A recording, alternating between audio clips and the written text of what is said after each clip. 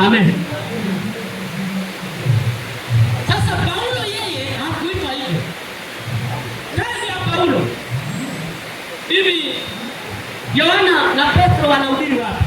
Antiokia. Nitaenda wakamata wao watu, alafu wapiga kwa mawe. Kazi ya Paulo.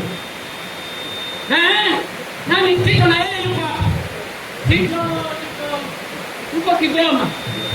Nikimaliza huku mtawapata Kigoma. Yaani ndio alikuwa fani ya Paulo. Alikuwa akikusikia neno la Bwana linasema nini? Linatangaza. Yeye alitaka auwe kauli ya Mungu. Enendeni. Sasa Mungu hatakaji hivyo. Amen. Sasa anapanga safari kwenda Damascus. Kwa kikosi anakaa peke yake. Unaona kama mtu anaenda kwenye mission ya kazi, anaenda na ujeuri. Kikiwakuta patao. Kikiwakuta patao. Sasa Yesu anasema sawa, njoo. Leo takuja kwako. Leo takuja kwako. Anakuta Yesu anamshuhudia njiani. Anakuja kikosi. Yesu anasimama. Anamwangalia mwisho. Alipofika pale, Bwana, Paulo. Nani? Baba akida wewe ndio umeniita. Bwana sio mimi. Nataka kupiga kama nini? Bwana wewe unaenda wapi? Paulo. Wewe unaenda wapi? Bwana umeshanisumbua sana. Shatesa kanisa langu sana bwana. Acha hivyo. Angekuwa mimi nikwambia bwana acha hivyo peti, acha hivyo. Acha hivyo mdogo wangu. Amen. Anashangaa. Yesu akatupa kitu kule. Mwanga pa. Mle mwanga. Vitu vikamtoka. Vile vitu kutoka katika macho yake. Havikutoka kwenye macho, na kwenye ubongo, na kwenye moyo, na kwenye nafsi, na kwenye mwili. Zile nguvu za kuua katika mwili. Saa hiyo zilitoka. Ile nia, ile imani ya kuua, saa hiyo ilitoka. Zile akili za kuangamiza, kama vile vilivyotoka kwenye macho, vikatoka pale na kutoka. Bwana, usurudi. Wewe endelea. Kule mbele kuna mjumbe wako. Haleluya. Bwana Yesu asifiwe. Kule mbele kuna nini? Kuna ujumbe wako kule. Yaani achana na Mungu. Mungu akitaka kukuita anaandaa vitu vyote. Na maisha ya mwili na ya kiroho, kila kitu anapanga budget. Itakuingiza hapa, utatoka hapa, utaingia hapa na utafika hapa na hapa utaishi sawa. Lakini ukienda haraka ukatambukia limoja pale mbele na shida. Amen. Ndio maana wengi wameisharukia njoo ubarikiwe. Na leo magonjwa yamezuka kuwa mengi. Hata sio kuja utapona. Na wewe moyo utapona. Hapa kuna baraka. Hapa hao wametambukia. Hao wameruka. Hawajaenda sawa sawa na hawakukaa. Amen. Amen. Amen. Naeleweka? Huyu Yesu anisaidie nifundishe vizuri. Kama ningefundisha kama mwalimu wa asubuhi, sijui kama nipandishe sauti sana hivi. Amen. Sasa Paulo alivyoitwa hivyo, hapo kufika kwa mjumbe, Bwana Mungu amesema hivi, amesema nataka nipige. Amesema hivi, ndio hivyo. Hapo Roho Bwana akashuka. Hautafanya kazi ya Mungu bila nguvu za Mungu ambaye ni Roho Mtakatifu. Aliyeshuka Roho akaanza panga Paulo, kama ulikuwa umeanza huu mguu, sasa hivi utaanza huu. Amen. Maana huu ndio ulikuwa unaenda kuua huu. Huu utabaki nyuma, lakini utakaenda mbele. Ni huu wa kupeleka injili ya Bwana mbele. Amen. Sasa maandiko yanasema hivi, ukianza hapa juu mstari sijui wa 12 10 ngapi kushuka, Paulo alifanya miujiza. Mungu ni mzuri kweli, mvua imeisha. Sasa alifanya miujiza mikubwa. Miujiza aliyoifanya, Biblia inashuhudia kwamba hakuna mwanafunzi yoyote kwa wale mitume aliyofanya miujiza kama aliyofanya Paulo. Watu ambao wameshakufa walikuwa wakichukuliwa leso, ni ile nguo ambayo inafunikwa hapa. Mtu akishakufa, ile leso hii ndio inaitwa leso. Ile Paulo akiombea mtu kule anafufuka. Bwana Yesu asifiwe. Sasa mtu akiwa mgonjwa napelekea nguo, Paulo akiombea mtu kule mwenye ile nguo anapona. Ndio maana jameni, Ukristo wetu hata mavazi yanamtangaza Yesu Kristo. Amen. Yesu hajaacha kwamba hizi kope zako zikose kumtangaza. Hizi kope lazima aliziweka zimtangaze na yeye. Amen. Inamaanisha hata kukapua kwetu tofauti na watu ambao Amen. Hata kuangalia kwetu. Maana Yakobo walipomletea yule dada, anasema kwamba mimi nataka mdogo. Babake akasema, babake mkuu, sisi sheria yetu sio hiyo. Mdogo haanzi kuolewa mbele ya mkubwa. Kama unataka basi utaoa wote wawili. Akasema nataka mdogo, maana ndo anapendeza.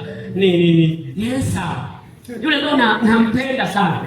Amen. Lakini haikuwezekana. Sasa babake mkuu akamwambia, basi tulia, kesho nitakuletea mke wako. Amen. Sasa Yakobo anajipanga, naona kama mtu mama, sikia karai na siku ile mnaoana na baba. Yakobo alijipanga, si ndio mwalimu mzee? Lazima tusikie raha. Na mke leo. Lazima hata kiato, wale hawana wanazima, lakini wanazima na ile hawana, onekane siku amependeza.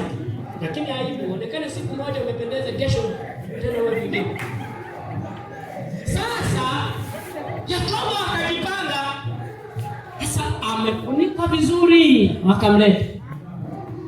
Sasa Yakobo maandiko yanasema hivi, Yakobo alimwangalia, alikasa macho yake kumwangalia, akaangalia mwendo. Esau wangu atembea hivi, kimo ni hichi kweli? Ili kama vile mrefu kidogo. Akaona wasogea. Sasa akaona mwendo ni kama sio yeye, kimo ni kama sio yeye. Ngoja huyu tamwangalia kwenye uso wake. Sasa hapa anakaa kama vile kale sasa akakaza macho, angalie macho, anaangalia. Sio yeye, sio yeye. Bwana Yesu asifiwe. Maana huyu mkubwa alikuwa kama vile macho yanacheza kidogo. Ndio ilikuwa alama yake. Yanaenda kama kucheka kidogo. Sasa akaona kule ndio nitamwangalia. Ikiwa ni yeye, macho yatakuwa sawa. Lakini kama ni mkubwa, angalia hapa naye. Au niletea mkubwa.